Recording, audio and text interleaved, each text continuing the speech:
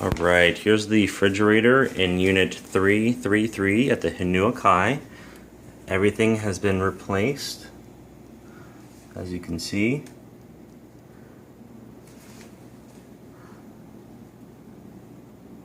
No cracks. That's just a little scuff mark there, but that's nothing. It just comes right off.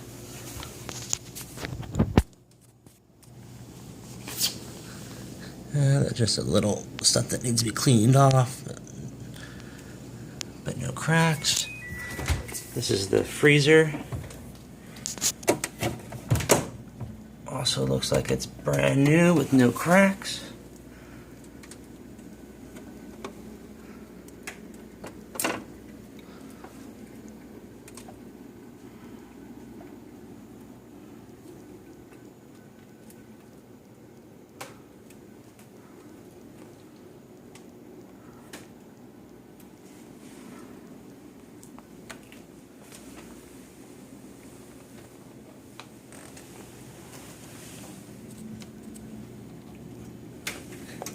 Just a little dirt, and besides that, everything looks clean.